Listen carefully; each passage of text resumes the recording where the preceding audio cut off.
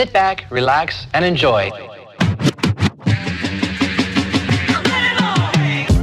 What's going on, yo? It's your girl, DJ Kickit. And this is Dirty Chris. And this is the Scratch Theory of Texas podcast.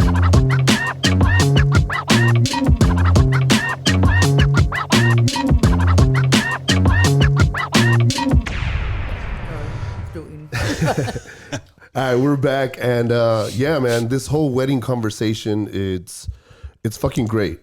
The wedding situation for me has been almost non-existent, but I'm having such a great time, like listening to you guys and all you guys experience, because like the second wedding that I did was a lot more coordinated than the first one.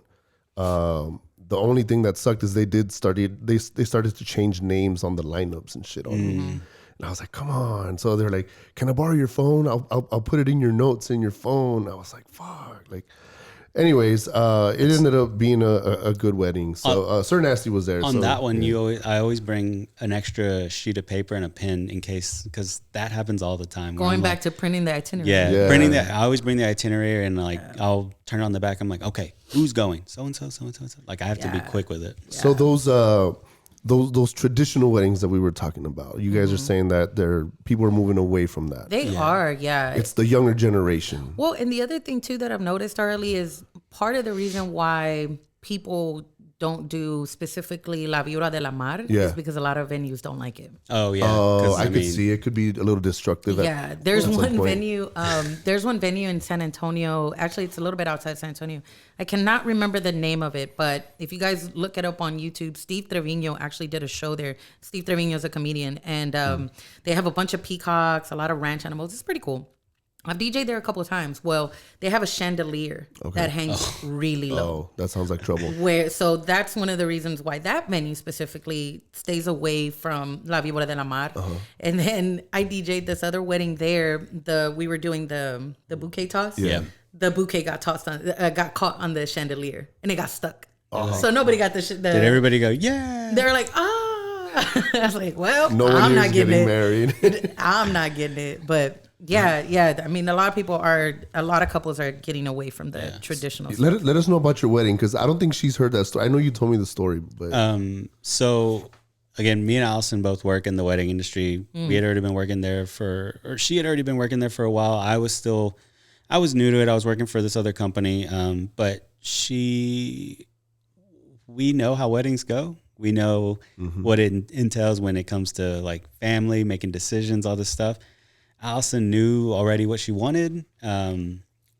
She was like, we're going to have this. I was like, bet. I was like, those were all amazing And you things. were just all in, like whatever she said, you were cool with. Well, like we were trying to figure out, like, because we were talking about it one day, because at that point we were working so much. We were like, oh my gosh, like we're working so many weddings and we haven't gotten married yet. Like it was one of those things where we were so busy, and we came up with the idea. One day we were just talking and we're like, what do you think about a surprise wedding? Because we had seen like what could be different, like what would be different from most weddings we are already working. We've seen so many different things, and I was like, let's do that. So we started planning it out, and then it was basically not me, but Allison was sending out emails to our friends or sending texts to me that I would copy paste into all our friends.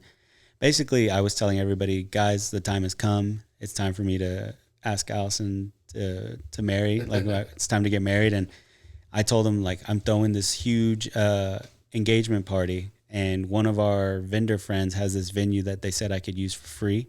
I have some other vendor, because at this point people were like, oh, you're doing weddings like crazy. So it was a believable story. Yeah. It's like, oh, I got these vendor friends that are doing this. They're doing this. Yeah. I'm just going to trade services with them and pay them a little bit of this and this. Right. And people, all of our friends, family, like, that sounds so dope. Like, she's going to love that, like a surprise engagement party.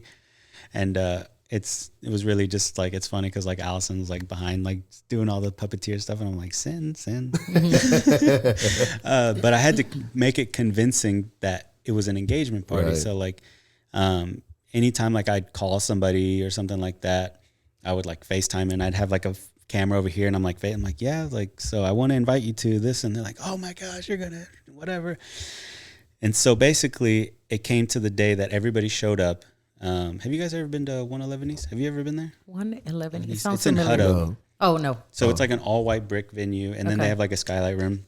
So when people showed up, I was in the skylight room waiting by this huge sign that says "Surprise, Welcome to our wedding," and then behind me was the aisle, like just like the wedding setup, and they were in this other room.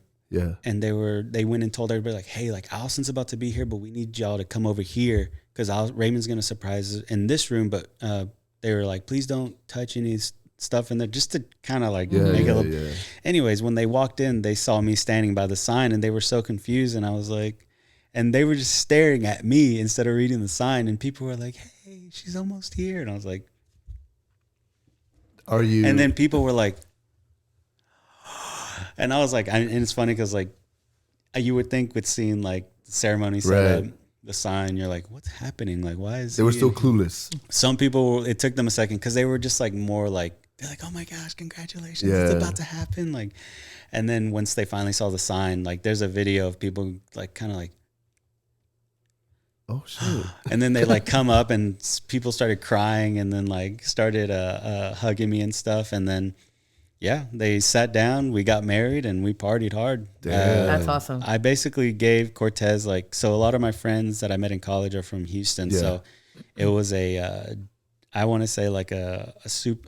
We got pretty ratchet. I love that. It started off with like cumbias and like reggaeton and stuff like that. And then we got into like some Dallas boogie, but like a lot of like H-Town classics. Yeah, for sure. Love it. Yeah. Love it. Our theme, because we got married on November 18th. Our theme song was November 18th by Drake. Yeah.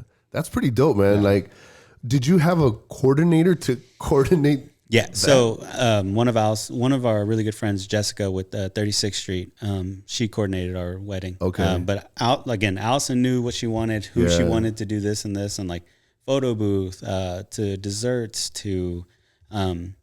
And it's funny too, because we go back and we're like, man, like we've made so many new friends, like vendor friends. We're like, man, I wish we would have had their stuff. And I was like, at that time we were, but Were you ever worried that people were not going to show up? Because, some people are like, I'm busy, or, I'm at work. I can't get the day off. Well, it did turn into that at one point. I remember people were messaging our families, because we did tell our families finally, but mostly because like her mom, obviously, and her dad, which he kind of was like spitting out stuff like shh, just don't say anything. This is for you only.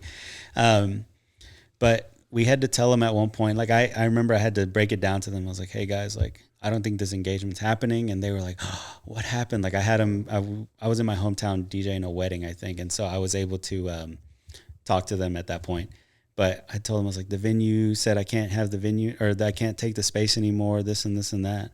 And they're like, oh my gosh. And like her mom was like so sad, and my parents were like, what's happening? And I was like, yeah, we can't have this engagement party anymore. And it's mostly because it's not an engagement party. I was like, it's our wedding. And they started like bawling and crying. And her mom was like, my daughter's getting married.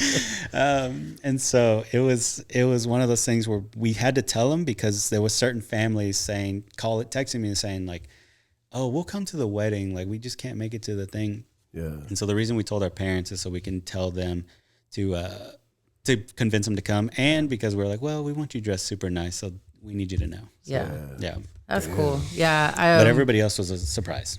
That's awesome. Yeah. When Jess and I were planning our wedding, I told her, I was like, I was the bridezilla. Yeah. Nice. Jess was more of the like, chill. I don't care. Let's just go to the courthouse. And I'm like, are you dumb? There's nothing wrong with getting married by the courthouse, by the way. Let me just put that out there before y'all cancel me. There's nothing wrong with going to the courthouse. But I was a diva. I wanted a mariachi. I wanted a drag queen. I wanted 2 DJs. I wanted everything. Yeah. Damn. I wanted the whole thing. But we did not have a wedding per se, and it had nothing to do with the cost. It's just, unfortunately, some things happened. Things were said from our parents, from our family, obviously, because, we're both women, etc. So we decided, you know what? Fuck everybody. We're going to go elope. So sure enough, we booked the flight to New York. We got elopement services. We had a coordinator that helped us out, told us where exactly. Even a coordinator for an elopement? For an elopement, yeah, because That it was helps a like, lot. yeah, because they were like, okay, what are y'all wearing? Do you guys need flowers? Is anybody else coming with you? It was just me and Jess. That's it. It was just her and I. That's all you need That's in all reality. we needed. That's Yeah, it. I bawled when I was helping her zip up her shirt. That's where, but where I really got nervous was when she was getting her makeup done. The girls came to our Airbnb and they were doing her makeup, and bruh, I ate everything in that fridge that did not match. I ate protein bars with cheese, a cereal, I had coffee. I was a mess.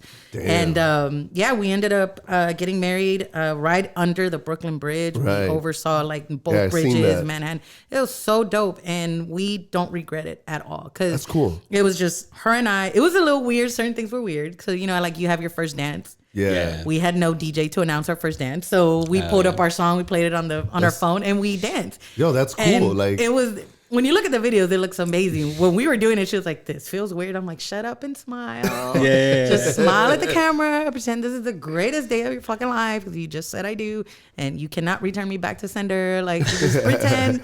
And CapCut will do the rest. yeah, Don't worry about it. exactly. And we stayed there for a whole week for our honeymoon. That's cool. It was Nice. the best shit. When I I bet that came was fun. back and did a wedding, it was this 50-year-old couple that they were high school sweethearts. They separated, and now as they're older, they're getting married. So it was a beautiful story.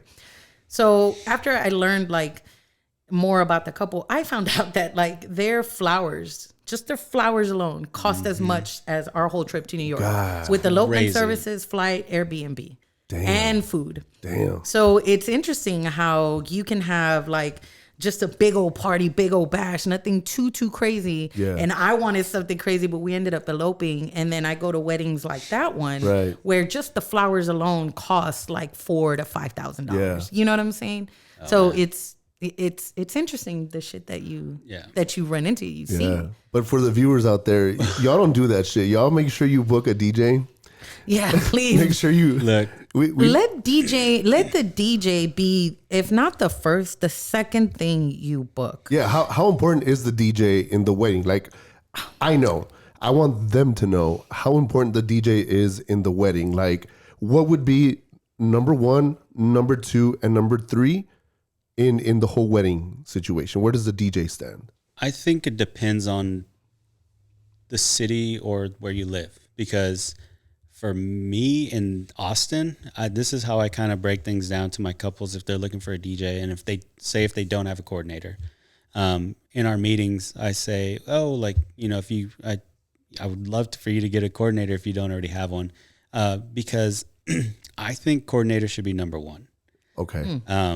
Coordinator, and at least photographer second, and then DJ third. Really? Because because florals, there's a big market in florals as well as DJs, but with florals, food, like everybody, there's enough for everybody to eat on that. So it just depends on your taste. Yeah. But with photographers, obviously, you want to have the best pictures. You have a vision of your wedding, and that vision sometimes is started off. Call Chris. Started off with, because again, those photos are going to be on your wall as soon as you walk in the door when you come home from work. So I always say coordinator first, also to help take the stress off of you, because I'm telling you, it is so stressful, because I literally was doing the behind the scenes of like sending stuff. I wasn't planning really most of it. It was mostly Allison, and I was super stressed. I could only imagine how she was. But again, everybody's different. I've had couples book me first before a coordinator because they're like, we want to turn up. We just want to turn up. For sure. And in my head, I'm like, well, I want to turn up too, but I also want things to be organized, Yeah. You know what though? You make a good point. And for me, when I say the DJ should be 1 or the second thing you book, maybe not in a literal sense, but it has to be a priority. Oh, yeah. Because 100%. if you are prioritizing, and to each his own, right? But if you're prioritizing a cake, if you're prioritizing florals, if you're prioritizing the mementos or the centerpiece or whatever, to each his own.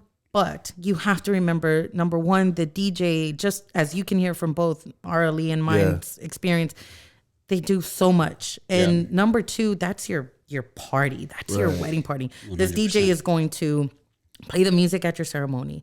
They're going to get the vibe ready during cocktail hour. They're going to announce you and get the party started. They're going to play the music during your dinner. Not only that, but all the other activities that follow that, like your first dance with your daddy, with your mama, with your grandma, with your dog, whoever.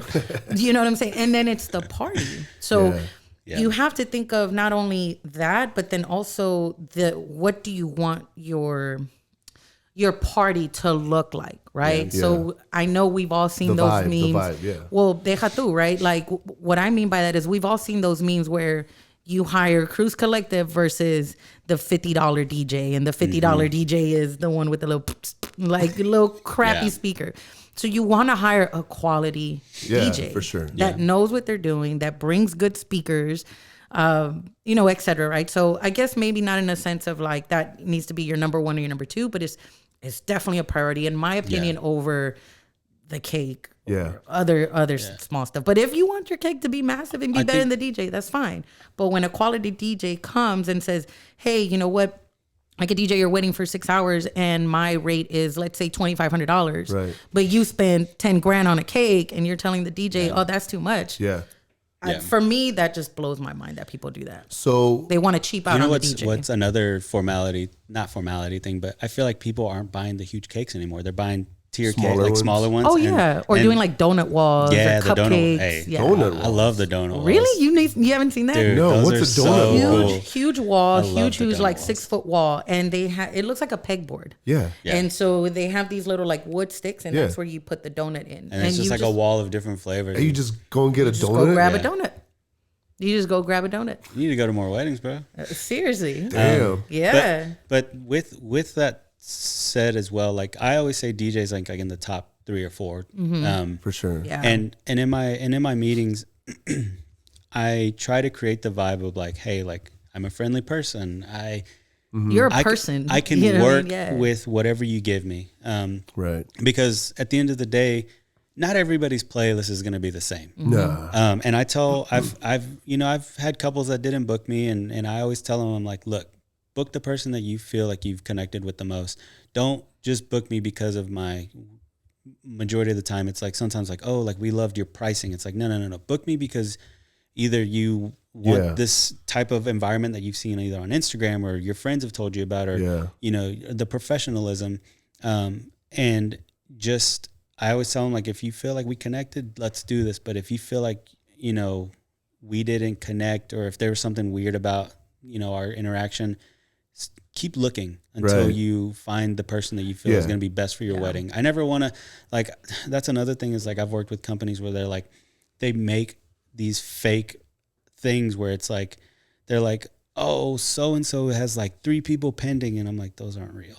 Like they would create it. They would try to create like a sense of urgency. It was to book them at that very moment. Like we're in demand. Yeah. Yeah. So and when I saw that, I was like, I don't like that. I was like, why? I was like, how do you know that there's not somebody better out there for this couple? Because say if you get there, because like I've had couples that are like they're not very sure of me at first, but as we're conversating, we're talking, when we get to the music aspect, that's where we really connect. Because I've had couples be like, well, have you ever heard, like, I remember one time this couple booked me because I am very familiar with Dallas boogie music. And they were like, can you play this genre called Dallas boogie? And I was like, oh my God. I was like, I love that. I was like, that's like my favorite. Yes. And from there we connected, and like, they booked me. I had another couple tell me, they're like, we know like this probably isn't appropriate for dance party, but we want some of like the emo music. And I was like, oh my God. I was like, I was like, that to me is like, I do emo nights. I was like, I do emo nights. I was like, I have a drummer. I was like, I get the drummer and we'll show up and party rock. Like it's moments like that help, because obviously as DJs, we want to be familiar with all music, but some DJs are like, I only want to play like this and this and this. And it's like, no, cause I feel like, well, for me, this is what I tell my couples as well, is that everybody's turn up is different. Yeah. Their music is always going to be different. Whether, because I remember I posted this video of the party was lit, but it was they were going ham to the chicken dance, and I posted this video, And I was like, everybody's turn up is different. And then in the background, you're saying, but they were on the dance floor going ham. And it's like, who am I to say like, this isn't fun? You know what I'm saying? Exactly. Yeah. Keep going. So I want to ask you, I want to get into one of the viewers' questions because you brought up a good point. So this one actually comes out from H-Town. This is actually from my personal best friend. She goes by Queen Jco on Instagram. So shout out to my best friend, Queen Jco. Do you ever get out on the dance floor and dance with your guests? Because everybody's turn up is different. But do you personally ever get out there on the dance floor and start doing the wobble? Do you ever start doing the Kang Wang? With if it's the K Wang, I have to. That's the one where I'm like, all right, let me pretend like I like this. I'm like, hey. So there's some couples that I've gotten on the dance floor with, especially if it's like a Teach Me How to Dougie vibe, or even just like, I mean, really any song. But you'll always see me behind the booth, like just kind of like bopping. But I don't know. Sometimes like I think about going onto the dance floor. Like this past Saturday, I was gonna jump on the dance floor. They were dancing to Walk It, Talk It, and I was like, ooh, I really want to go out there.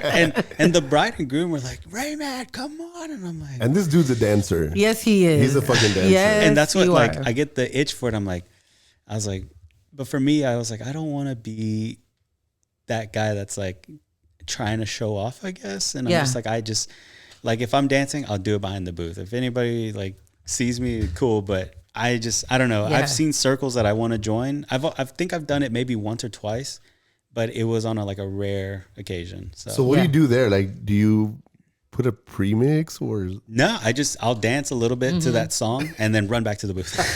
Yeah, that's why there's two reasons. My number one, I cannot fucking dance to save my life. I have two left feet. I saw your little hip thing on. Oh my God, you saw my Shakira moving like Shakira. Yeah, that is the most you'll get.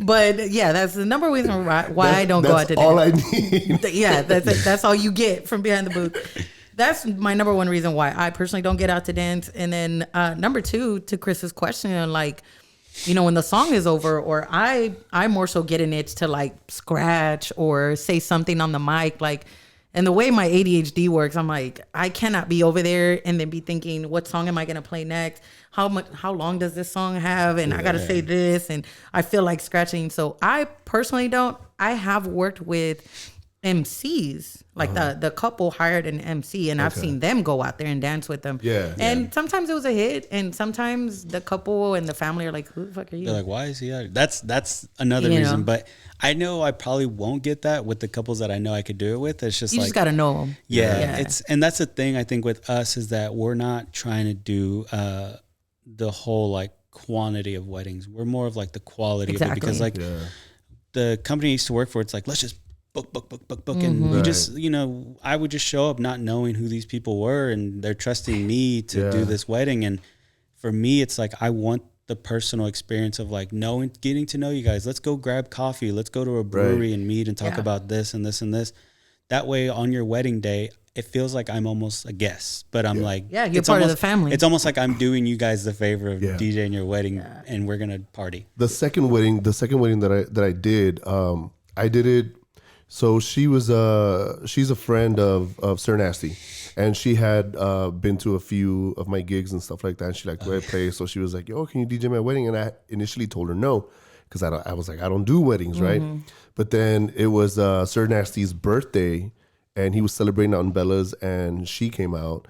And she introduced me to her fiance, and she's like, "Oh, it's my fiance, and he's from Zacatecas." And I'm like, "Oh shit, my parents are from Zacatecas." Like, "Oh, for real?" I was like, "You know this place?" Yeah. So we're fucking drinking and shit. I was like, "You know what? I'll do your fucking wedding." Yeah. So that's how I got hooked up with that second wedding, and we went out to dinner and to talk about all that stuff, because I had probably asked you. I might have asked you too. I have asked like a whole bunch of wedding DJ friends, like, how does this go? And a lot of people told me like, you need to talk to them. Like, you need to make sure that, you know, you guys are going to connect and click and shit. So, yeah, we went to eat. We had some food, drinks, whatever. And it's like, okay, this is what we're playing. This is how it's going to go. It's like, okay, cool. Yeah, like, this is what I want. My family's coming in from this region. They like this kind of music. And I'm like, dope, let's do it. So what I was very surprised was the actual labor Dude. of carrying everything, setting up everything. I had to set up in 2 areas, one for the ceremony and then inside the venue. Yeah. I was not prepared for all that shit. People, I feel like, think that we just show up with like speakers and we could just make it happen in any location. Because that's another thing I bring up in meetings, because they're like, so for this price that you sent me, and I always go over it. I'm like, you get the lapel mic for your officiant. That way they can hear you and the officiant, everybody in the back. I talk about the zones. I'm like, okay, so are you guys planning on having ceremony outside or inside? Cocktail over here, this and this and that, because I want them to know that there's going to be zones of sound. Yeah. So, there's going to be a speaker over here, speaker over there, because the last thing I need them seeing is some crazy DJ guy running around. Right. Yeah. That's a big misconception. That was actually going to be one of the questions I had, is like the assumptions of wedding DJs. Yeah. And it's exactly that we just show up, set up our equipment, and then we play, and somehow there's a voice of God that says, ladies and gentlemen, da, da, da. And it's like, no, like we have to coordinate where's the DJ going to be positioned? Yeah. Where is your ceremony? Is there power at your ceremony? There isn't. Yeah. Okay, so in the DJ's mind, well, shit, I got to get something wireless. Extra okay, extensions. Cool. Yeah, or get a generator. Exactly. Where's cocktail hour going to be? It's going to be over here. The reception's going to be over here. But I want to come in through that side and da da da da da. Cool. Then it's the other aspect of, well, how do you want me to introduce you? What song do you want me to play? What song do you want me to introduce you to? What song are you dancing to? Yeah. Who am I introducing? And one of my biggest pet peeves is when I get the list back from either the coordinator or the couple, and they want you to introduce, like, there's 16 people bridal party. That's fine. Yes. But when you give me my cousin, my uncle, introduce my mom and my dad, Brandon is going to be walking with his sister. And I'm like, who the fuck are these people? Yeah. I need names. Uncle and cousin. Yeah. I need names. Like, who are these people? Oh, and he's going to dance with this grandma. Okay, great. What is her name? Oh, her name is, you see what I'm saying? Like, people don't think about these small details. Right. I don't know who the fuck you are. Yeah. I don't know who your grandma is. No disrespect, but right. It's not personal. Who's your tia? I don't know your tia like that. How does she want to be addressed? Yeah. How does mom want to be addressed? Okay, mom goes by Linda, but her real name is whatever, Josefina or something. Yeah. I don't know. Like, I need to know these things, because I too don't want to run into a situation where you accidentally disrespect a family member. For sure. You know what I'm saying? Because some people may hold that. Like, I had a wedding one time where I had to introduce the dad by their military status. Colonel so-and-so. Yeah. You see what I'm saying? Yeah. So, and if I didn't ask that, they won't tell me that. A lot of the times couples don't tell you, and it's not that they withhold information personally. It's just they're not thinking about that. They're thinking about getting their dress measured. They're thinking about getting their tucked. They're thinking about the cake. They're thinking about flowers. They're thinking about all these other things. So as a DJ, you have to always stay 2 steps ahead of it. And like 10, but seriously. So, damn. So I want to bring up another question from one of our listeners and supporters. Shout out to Radio Sofrito in the house. I believe that they are from New York. So Radio Sofrito, don't kill me if you're not from New York, but I've seen your post. But shout out to Radio Sofrito, and they want to know, what are some must-haves to include in your contracts? I have some, but definitely take this one. I didn't make a contract. Always have a rain plan. For instance, if you feel like it's going to rain, like, always have a thing where it's like they need to either provide a rain plan or know that if it's raining and if it's like in the middle of a soccer field or something, that I'm not setting up a speaker or microphones, because the last thing I'm going to do is have all my stuff get wet. Yeah. So like that is in the contract. If things get damages, like what's the procedure of, like, if somebody drunk spills all their stuff on your mixer, they're paying for it. Like the couple has to pay for it. I'm trying to think of what else in the contract. That's very interesting. Because I haven't, knock on wood. Do you have wood in here? Is that what? That one. Okay. If something were to happen and it's like, they need to know that, like, you guys, like, have to pay for this. Like, I'm not, I wasn't, this person fell over, and I've had that happen, but not at a wedding, mostly at a club. I had that happen before, but always have the information of payment in the contract as well. Like when's the due date, this and this, because it's never happened to me, but I know like horror stories of like, oh, like we paid you all your money. It's like, no, you didn't pay me. It's like, if it's in, if it's not in the contract showing that like this was due on this date and how much you owe, they could probably get away with a free DJ almost. Wow. Now, did you have your contract done by somebody, or did you just come up with it on your own? Allison made it. So Allison has really helped the business grow as far as like not only just like, giving me the insights of like what's expected in weddings over the years, but she's helped me with the admin side, just like. It seems so. Yeah, it's made it to where she's like, as soon as people inquire. So we use, I don't know if you guys ever heard of HoneyBook. Mm-hmm. So in HoneyBook, you can create your own templates. You can create all this stuff. So now when people inquire through the contact form, we send out a thing saying like, oh, thank you for your, this. We want, this is kind of like the idea of what and then we'll send over a proposal of because we need to know all the information, start time, end time, where the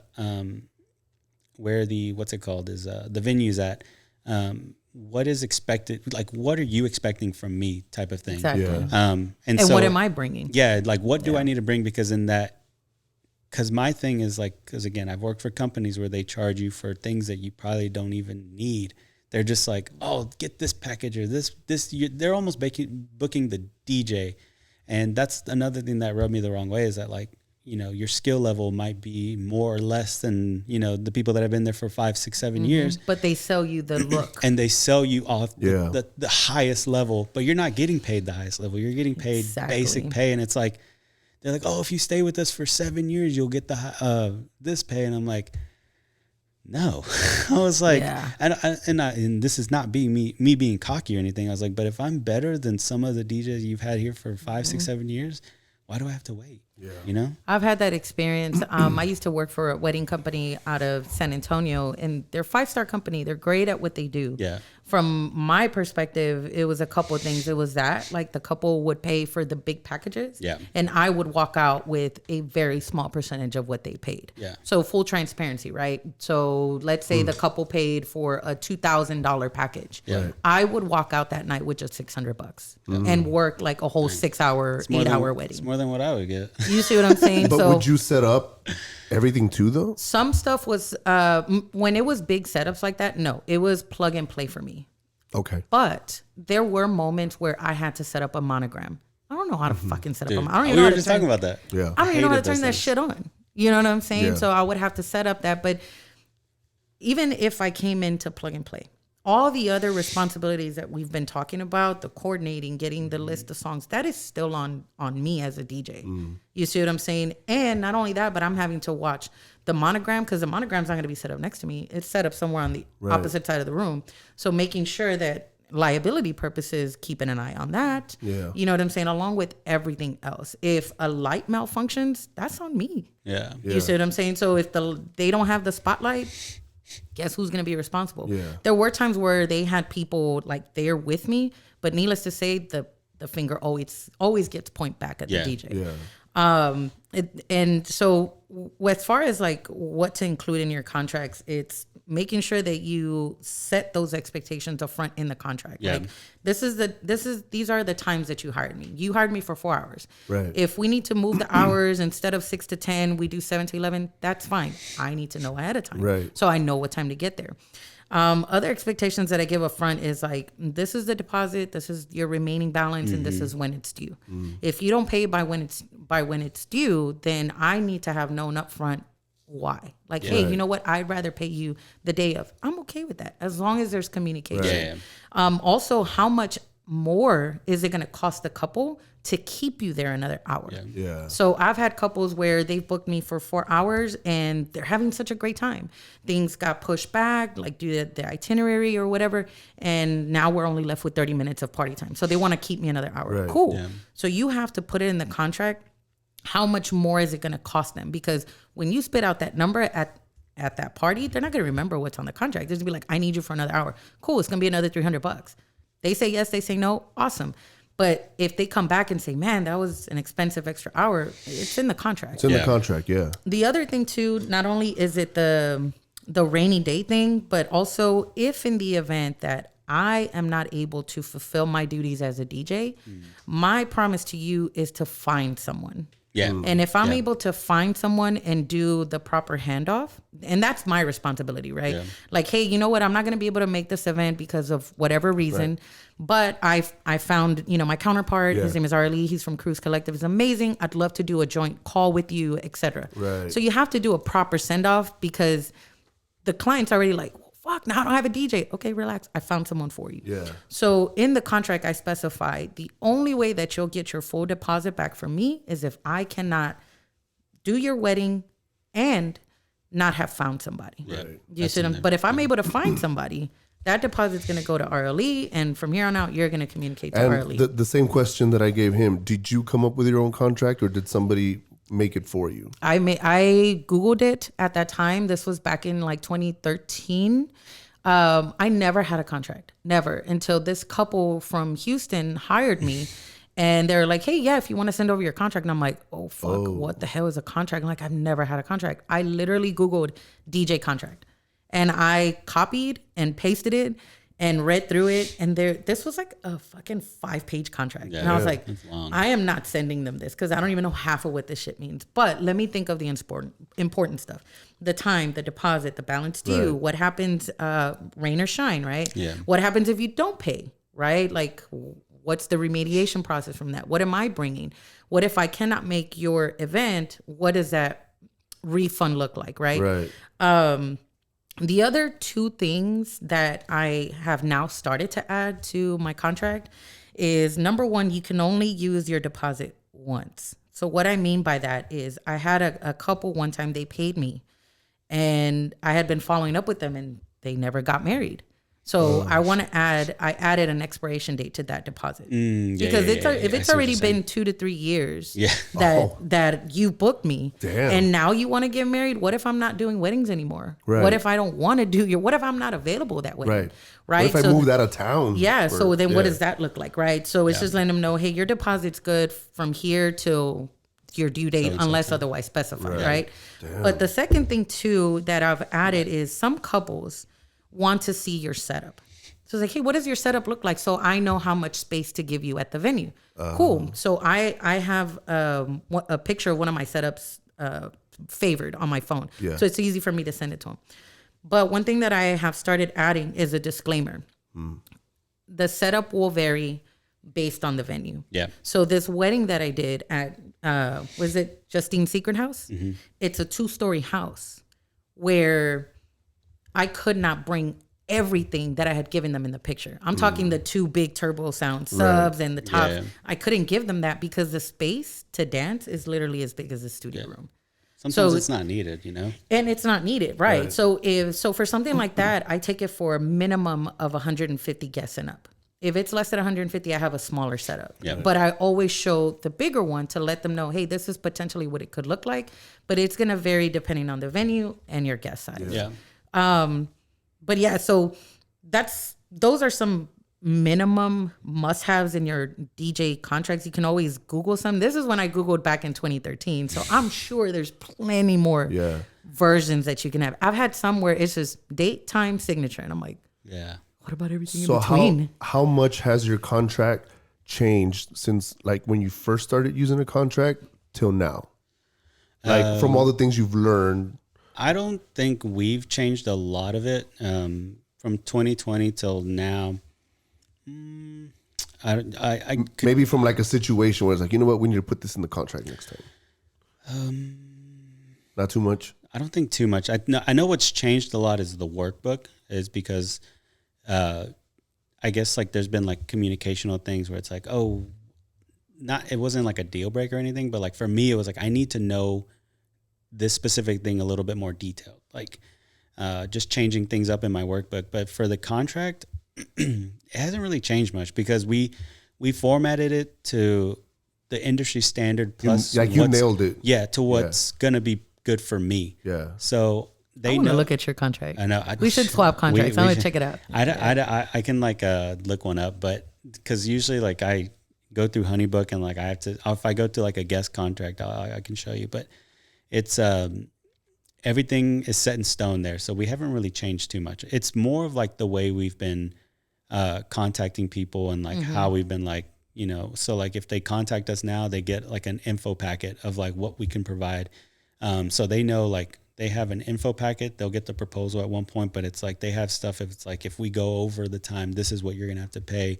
If you want extra this, if you want extra that, it gets into them already. Like it's just basically like, it's like info with like a la carte suggestions. So, yeah.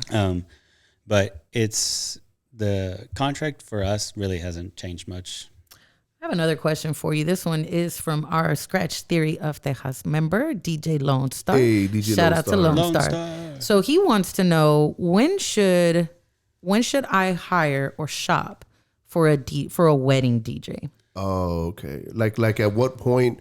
I guess he's talking like from a customer point of view. I'm maybe? going to assume so. Right. Yeah. So No, and because also like we have folks that are not DJs and are curious. So when's a good time for someone to start knocking on a DJ's door for a wedding? I think, I mean, so that's another thing is that like, I feel like recently we've been getting inquiries for like, oh, we're getting married in a couple months. It's like, oh, okay. Like it's coming up quick. So that's another thing that I feel like has changed over, because I feel like you used to get inquiries, or we used to DJ weddings where it's like you got booked like a year to a year and a half, like or like out. Now it's like Months. we're like months, and it's like I feel like that's changed so much. But I feel like it's because if you do book a coordinator, they're the ones that are going to get your stuff together, and like give you the best suggestions, because that's one of the main reasons why you want to. I say book a coordinator first, because they're going to give you the top tier suggestions. Yeah. If you try to book it all yourself, it's so stressful. It's like you have to go into like, you have to contact so many people. And that's why like, I think coordinators are like, if you're a real coordinator and if you're a good coordinator, hats off to all of them, because they have a list of like probably like 6-7 different food vendors that you might be, like, oh, what kind of food do your guests eat? Or do we have any people with like gluten, all that stuff? Like they know like, oh, this company does this company does this. That's a lot of information. It's so much. And so like, speaking of that, it's actually one of my questions that I ask my clients in my sit down is how is dinner being served? And people don't think about that. Yeah. Because after they're done, usually they serve dinner after like they had their first dance.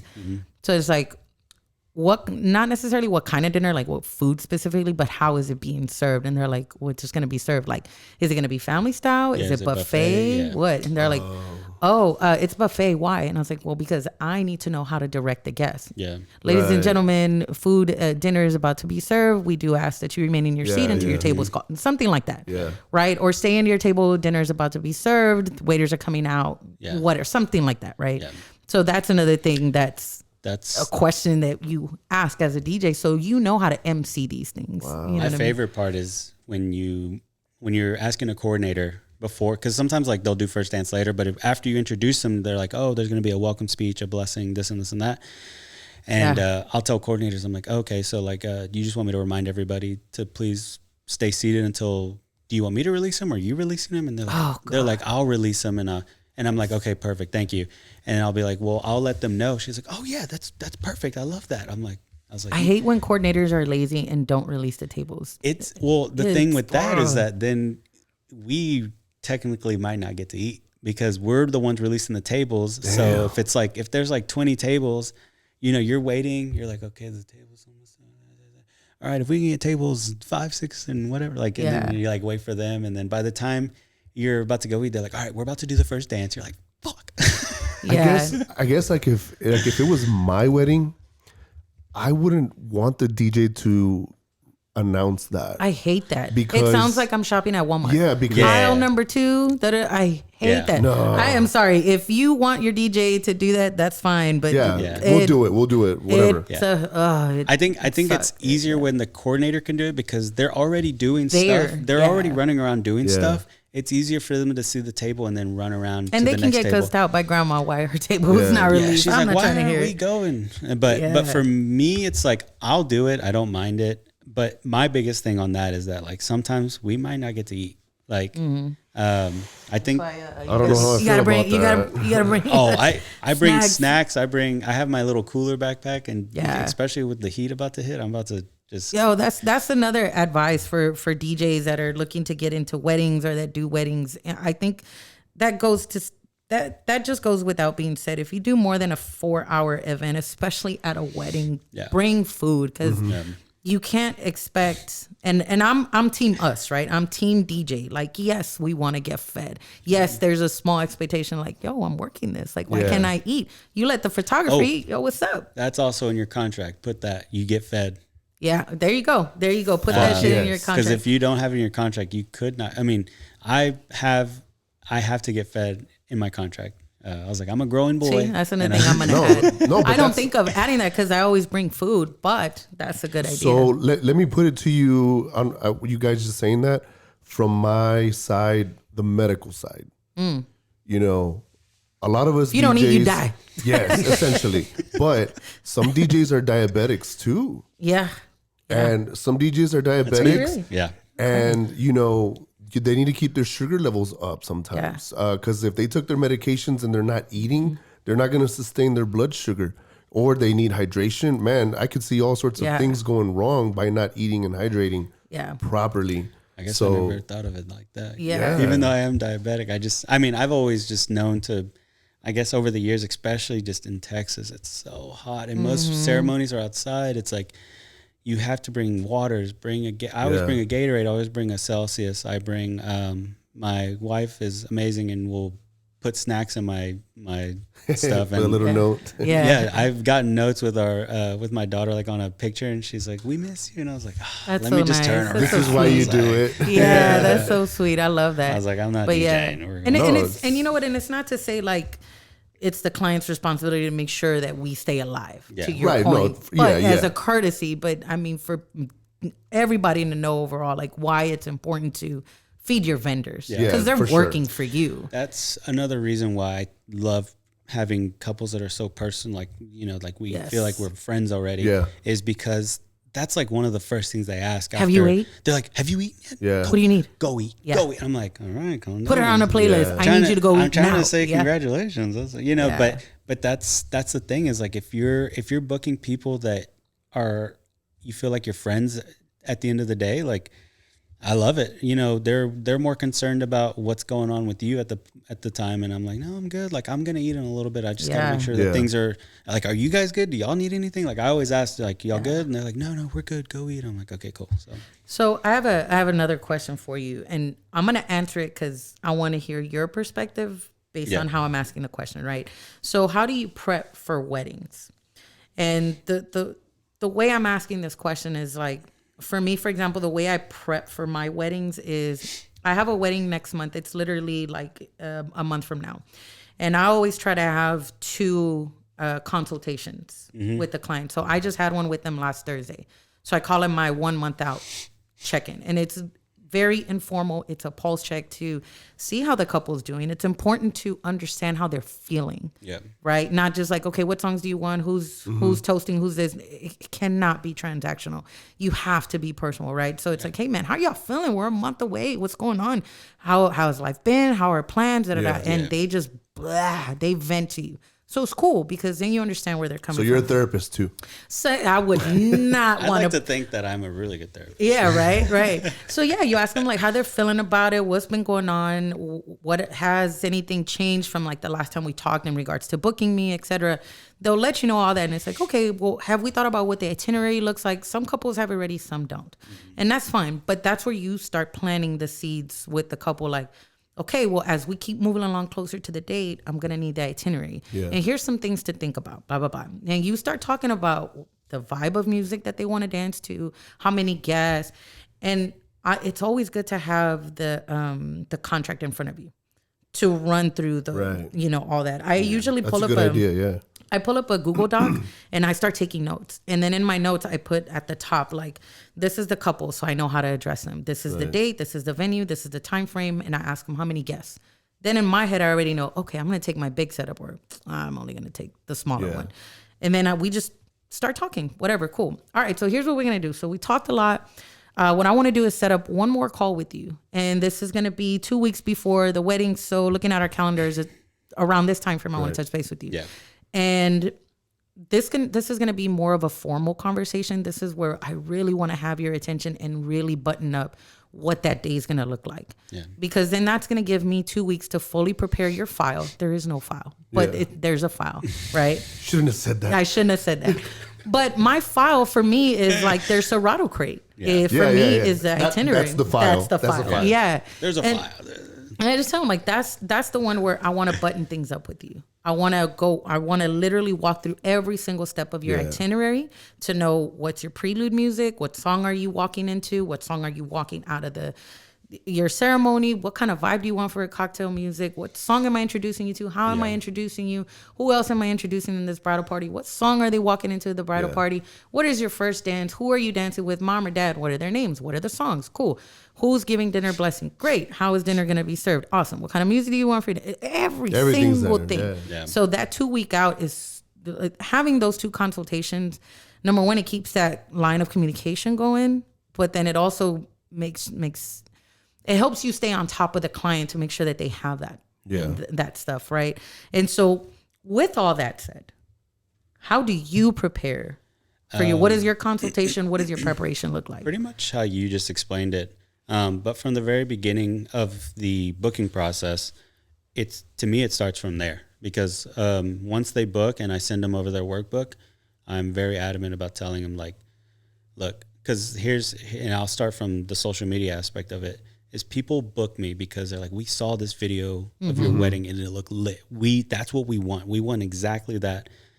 And I'm like, okay, but is your wedding party, your family, do they turn up they like this? that? Yes. Are they like this? Yes. Because I was like, the only way that I could create this is not only from you guys, like I need you guys on the dance floor. I don't need you guys talking to people during dance party when Sitting on your phone just like this here. Yeah, You know like- what? I never really thought about that, because like he just said, like, sure, it's your wedding, but the people aren't going to be turning up on their own Exactly. You in the could dance play- floor. I never thought about that.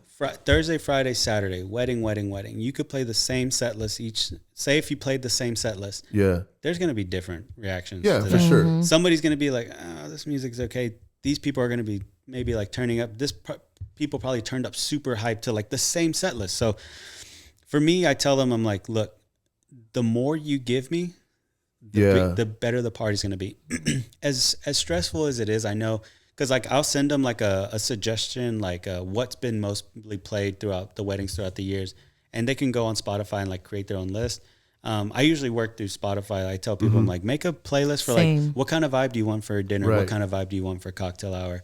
I always say like cocktail hour, maybe something fun, upbeat. Doesn't have to be super dancey. Something that's just gonna have people just like, oh my God, they just got married. This is crazy. We're sipping on drinks, having a good time.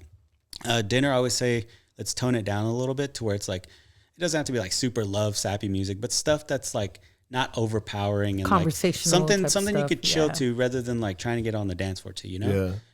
That way, when we do go into dancing, we just turn up and play whatever you want. Mm-hmm. But it all starts from that conversation, because I'm like, look, guys, the more you give me, the better your dance party is going to be, because you see it on TikTok, you see it on Instagram, because I've been told many times that like, that's what we want. We want that specific like vibe. Yeah. And I'm like, cool. I was like, I can definitely do it. I was like, but you guys gotta Like you can know, do I could do my part. Yeah, I can Yeah. do my part.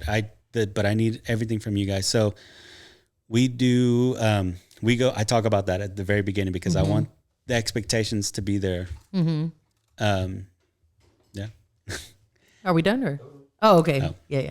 I want the expectation to be there that like, hey, it is, we want it to be that way, but you guys got to work with me, Right. And everybody so far I've ever worked with has been good. And I have like one kind of like horror story about it. But what I do is whenever they book, we send out a workbook, and I always let them know, like, this is your homework from here on out for me.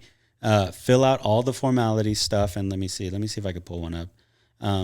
Fill out all this information for me, and then we're going to have like a month out to 2 week out, because I feel like we've gotten kind of busy to where it's been harder to do month Like out. the- So the like check-ins? 2 weeks has been easier. So if you want to, this is our workbook. If you just want to scroll, it shows like both names, the Right. time and date, the venue, where it needs to be, you know, like specific things to where it's like, all right, we're going to do family entrance, this and this. There's notes on the side. Say like the bride's like, I want to come in at 45 seconds, like start from the beginning, but when the doors open, hit the cue at 45 seconds. Like we would, like if we were DJing, it's like, it's like, and then it's like, so How is it?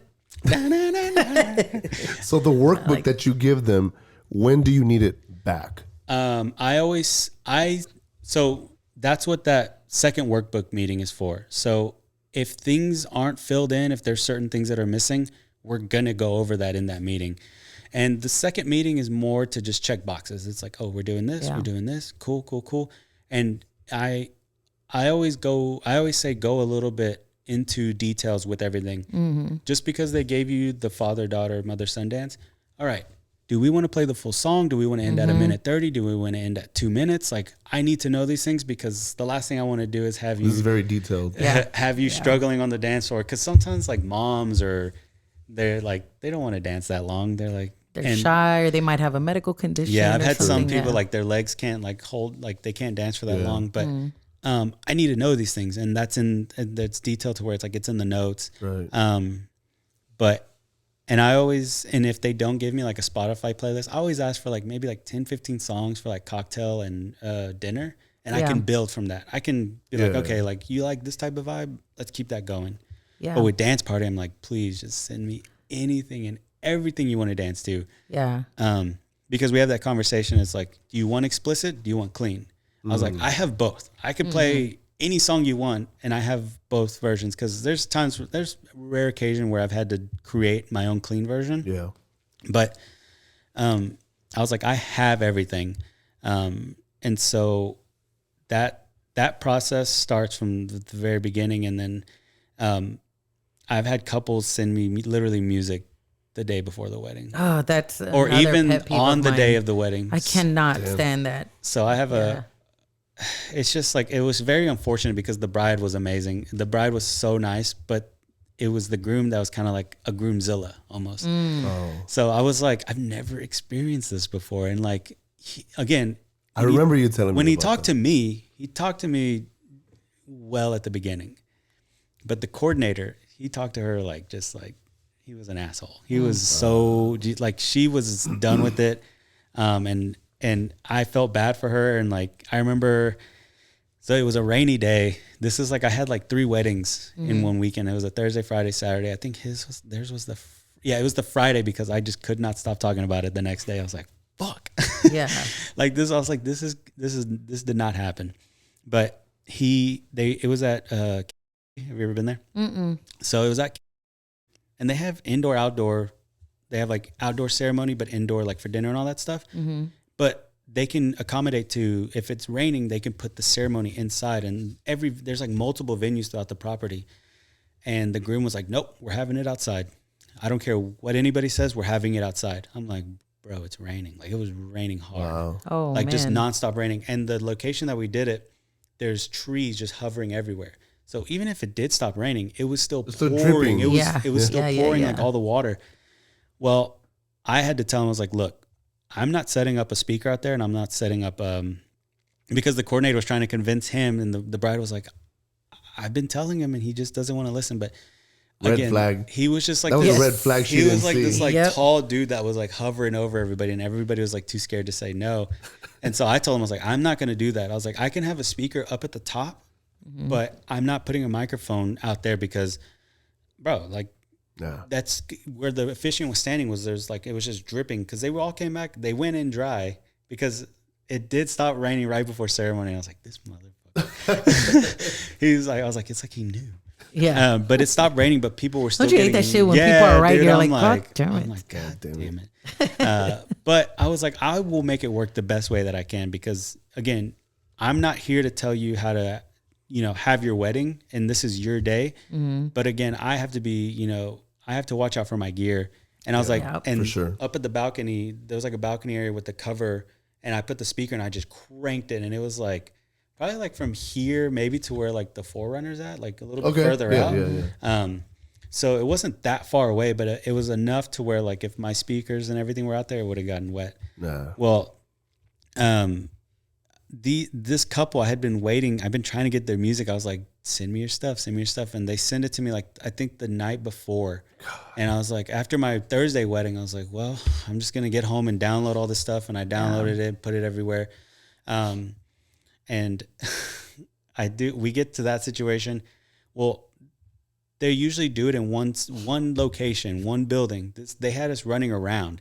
The guests were annoyed because they were having to take charter bus. So we did ceremony here. Then we drove back up for cocktail hour. That's crazy. Had dinner. There's in the venues venue that are like that too. Had dinner in the venue behind it. We drove back down to where the ceremony was at, into that building, and had dance party.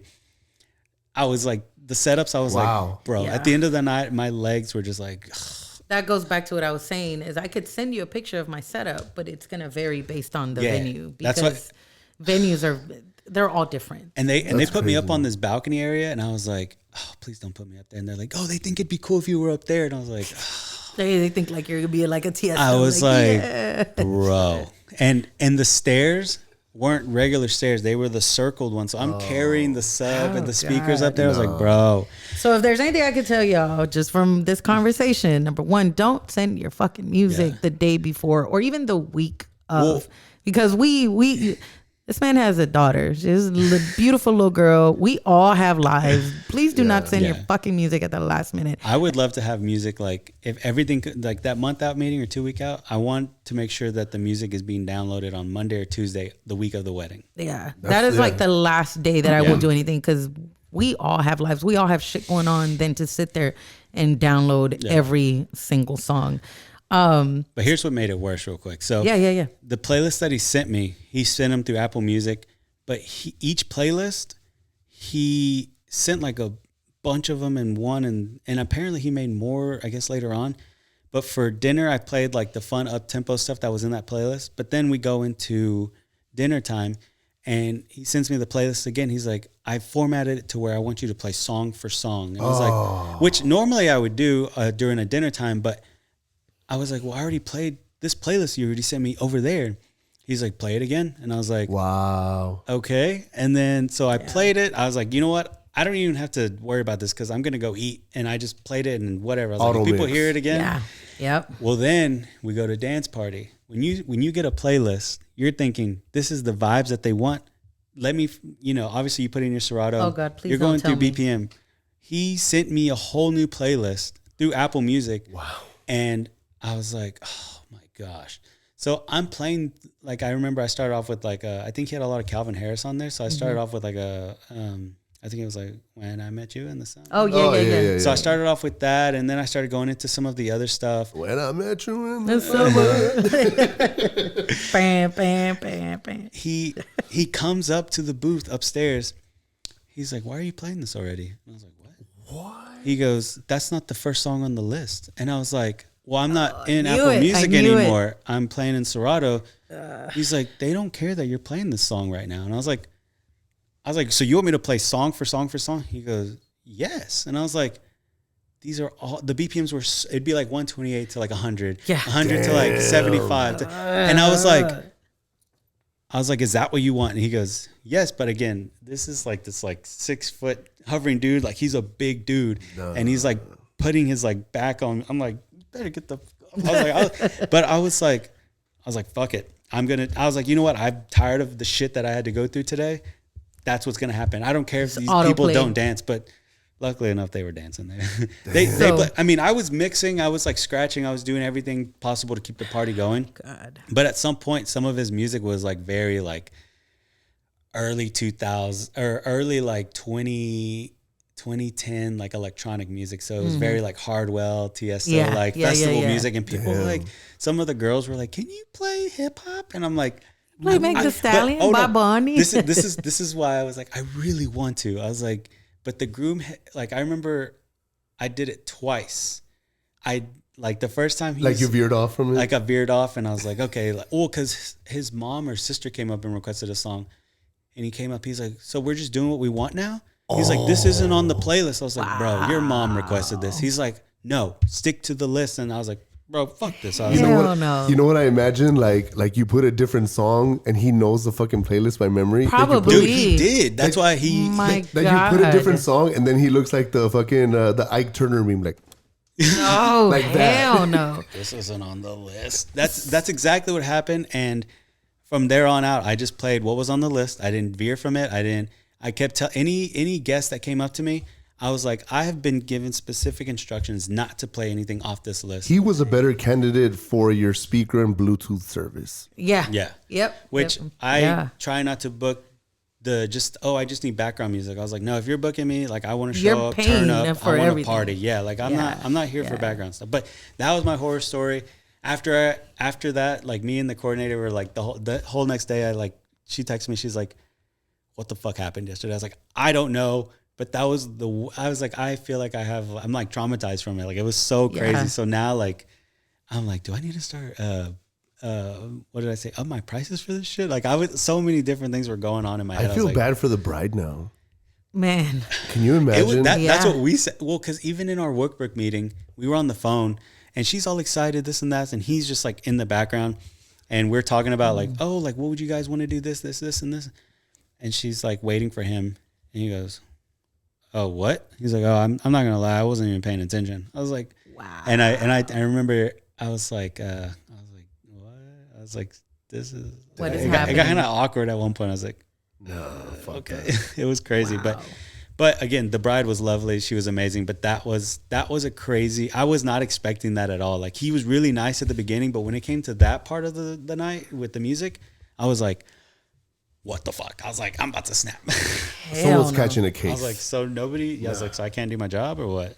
That's crazy. So that brings me actually to another viewer / listener question. So this one comes from C Garza Arte. Shout out to C Garza. Look, I'm gonna do a little shameless plug for her. Y'all see the sneaker?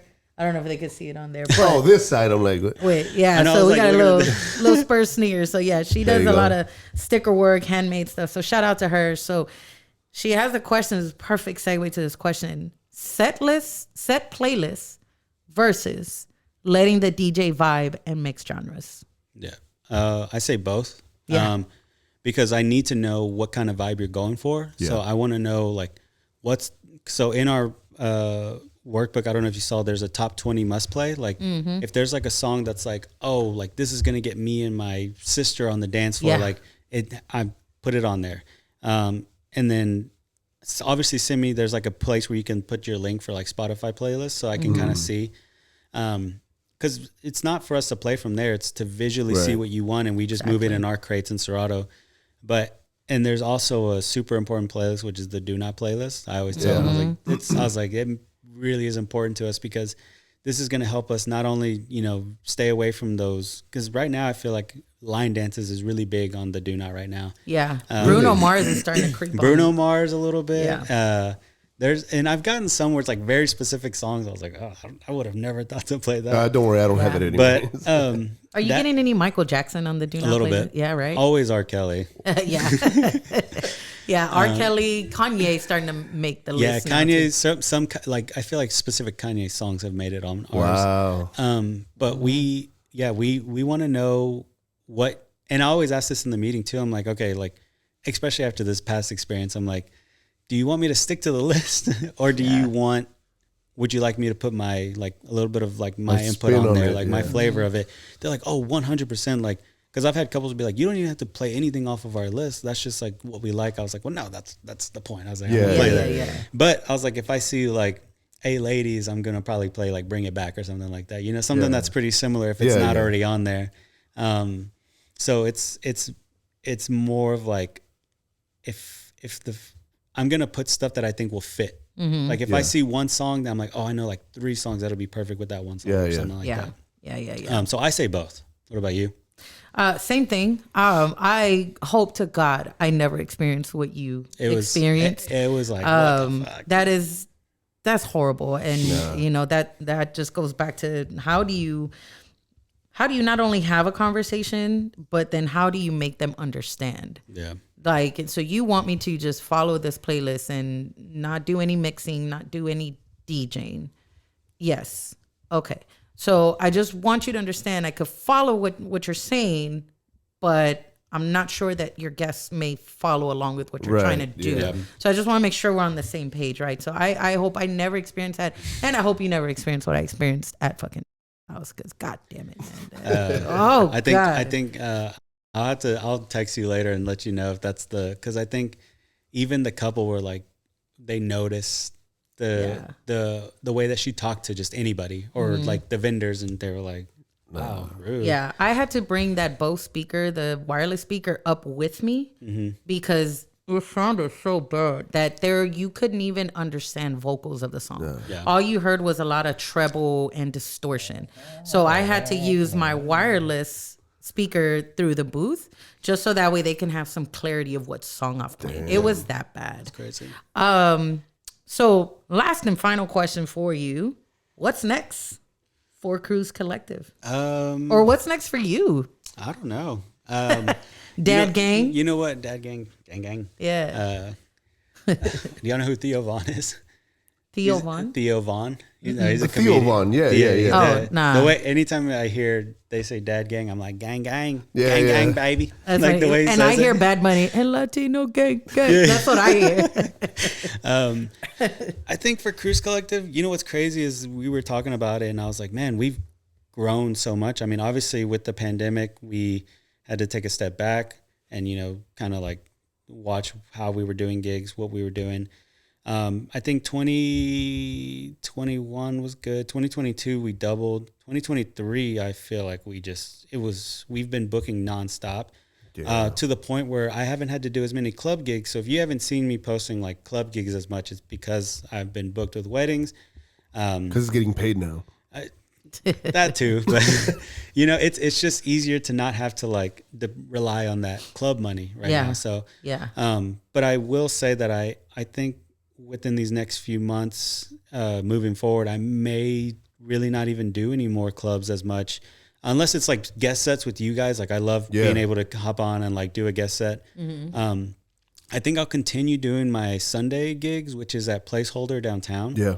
Mostly because like you weren't there yesterday though, by the way. No, I had two weddings, and I do this fitness event. I don't know if you ever heard of F45. Yeah. So I do the F45 up in Bee Cave or like the Lakeway. Oh man, area. that's out there. It's like it's 30 minutes from where I live on South. Oh, okay. Yeah, because it's like 22 minutes. The terrain's different on this side. Yeah. So for me, I would have to go all the way around. You would be He just goes right there. Yeah, I just turn left and I'm Gucci. Yeah. But I do that, and the reason I do that is because one of my boys, Chris Freeman, which I didn't know him and Yo Colombo knew each other. So like I was like, oh my gosh, like this is crazy. But he saw me DJing at Placeholder, and we became friends that way. And he even bought a Cruise Collective shirt, which that's cool. But he lives in San Diego, and he comes and visits the offices. Like he's one of the managers of it. So, I need to give him a shirt now that I think about it.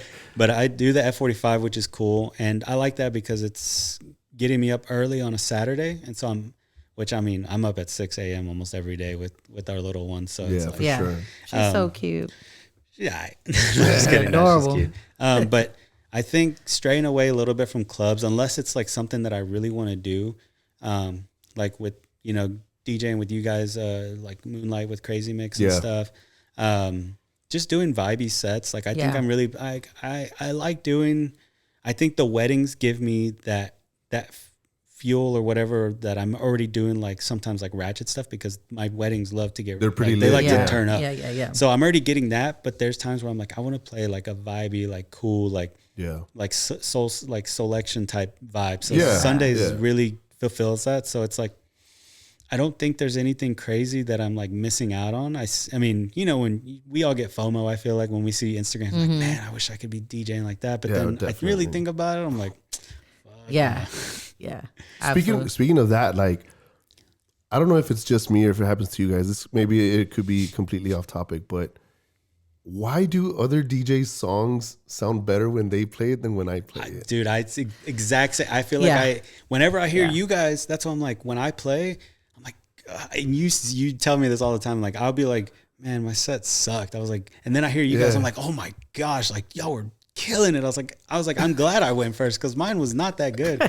And you're like, what are you talking about? I'm like, bro, your music was insane. And I'm like, I just played basic shit, but I don't know. I think it just depends on how you mix it. That happened to me one time. I was playing with All Day Ray. Shout out to All Day Ray. Hey, yeah, and my so other twin. Yeah, seriously, I thought y'all were brothers when I first met both of y'all. I was like, oh, y'all must be related. He looks like everyone. Yeah, And we're both, I think isn't he Raymond or Ramon? He's Ramon. He's Ramon. Oh, and I'm okay. Raymond, but people call him Raymond. Ray, yeah. I didn't even know that either. Yeah. But that happened to me one time when I was DJing with him at Lulu's. So I'm in my set, whatever, and I play Poison, right? Oh, nice. That girl is, everybody knows that fuck stuff. So I'm spinning it, whatever, cool. Then it's his turn to play.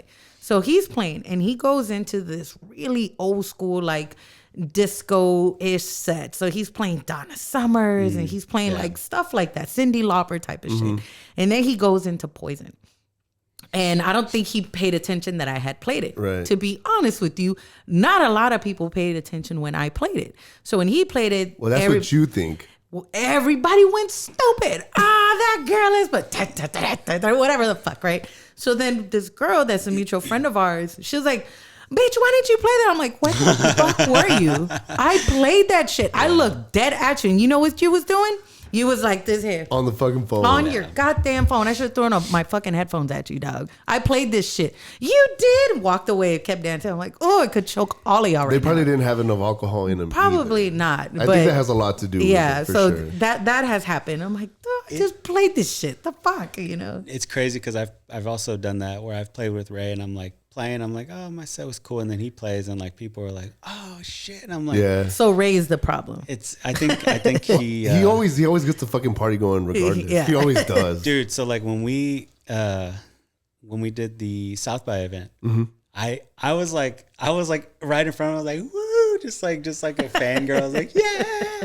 At that point, I was like kind of tired from dancing for like 2 hours straight, and then he came on, but I was like, nah. I was like, He let's fucking get- murdered that Yo, shit. dude. That's what I'm saying. Like I was like, dude, what is this set? Like it's so crazy. Yeah. I even went up to him. I was like, hey, let me get this crate. I guess so. You know, our first episode we recapped South by Southwest, but I guess now that he's here because we played in that same event, we'll just recap it like really quick. But so what we tried to do was a Latin showcase of just different DJs. I brought in Hippie Cholo and Mr. Cheech from San Antonio, and they're heavy, like an underground reggaeton type shit, nothing but like Latin tropical bass type of stuff. Yeah. That's exactly what the cumbias vibe they that I were wanted. dropping was Yeah, they dropped some Crazy stuff too. like different stuff, right? And when I called All Day Ray, I'm like, yo, like we want to do this thing. He's like, sure. Like what music are you looking for? I'm like, Latin tropical bass. He's like, fuck it, say less. And then we did that fucking event. He fucking murdered that shit. Like, and he was playing stuff that you would not regularly listen to on 6th Street, specifically 6th Street.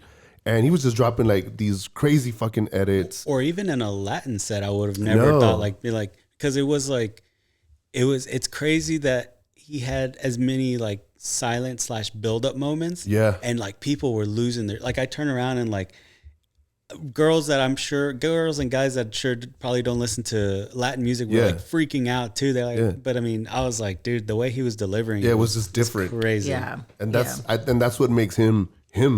Yeah. Because he does that anywhere. But And speaking of All Day, we're gonna have him on the podcast We have because to. we're gonna talk about production. Yeah. So yeah, I'm sure so he we're- wears the same outfit too. So This is the universal what do we got next, outfit. Kickit? Man, that is it. Do we have a fast five? You know what? I can do a fast five. I could do the same fast five. I was actually trying to Google a different one just to switch it up. We but- have to give him a fast five. Okay. All right. Let's when see you eat here. cereal, do you use regular milk or almond milk? No, I'm just saying that's a fast. There you go. Let's do it. Almond milk. Almond milk. Yeah. All right. That was my question. That's it. Ketchup or ranch? Ketchup. Okay. I hate ranch. I'm sorry. Let's see. Let's do some of the ones that I had. I did not prepare these. Turntables or controllers? Gun to your head. Turntables.